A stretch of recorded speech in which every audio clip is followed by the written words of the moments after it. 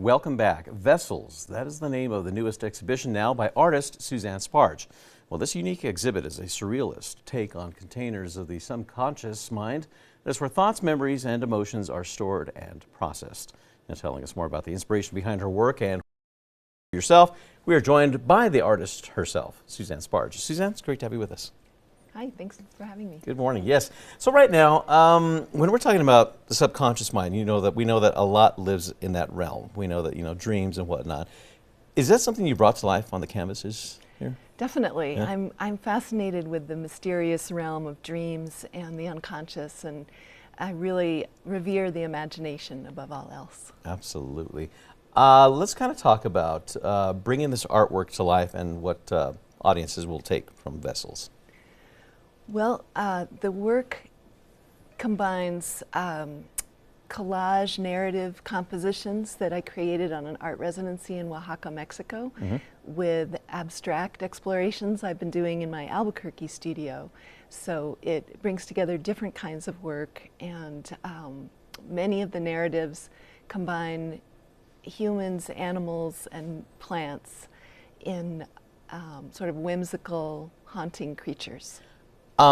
So I'm kind of curious, are these like images that you had from a dream or that you brought to life? They're from the place of dreams. Okay. So they're not literal illustrations of my dreams, but when I'm working in my studio, I try to access that place of the imagination. Some of the images right there that we saw on the screen, it had to me, it looked like faces of ladies from like either the 20s or the 40s or like historical photos almost. Yeah, I use a lot of vintage materials. I collect my materials from all over, but I go to some of the antique malls to get old photos, and I just work with a lot of found materials, old books, field guides, things like that. That's incredible. And when you think about it, I mean, it was art that was created decades ago. Now it gets like a second life, essentially. Yeah.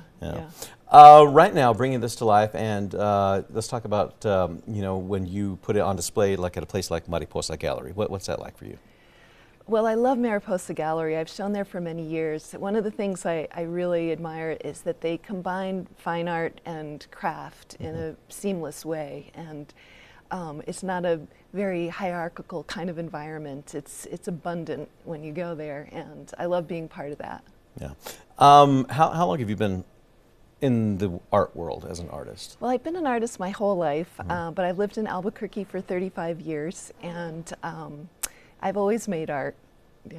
So, and this is kind of, again, nothing new to you, but has your technique, has it been pretty much the same the whole time, or is it just based on different kind of themes? Or It's always changing. I started doing serious work in photography when I was in college in New York, and then it evolved into painting and painting on my own photographs, and then I started collaging elements from photographs and found materials into larger surfaces to create my paintings. But I'm always exploring with new techniques. Wow.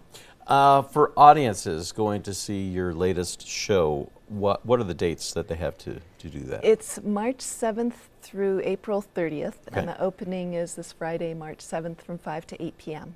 All right. Folks will get a chance to meet you in person as well, right? Definitely, yeah. There you go. Oh, very cool. And Mariposa Gallery is located where, once again? At 3500 Central Avenue Southeast in Nob Hill, right near the Co-op. All right. Well, Suzanne, congratulations on your latest showing, and again, we wish you much success there. Thank you so much for having me.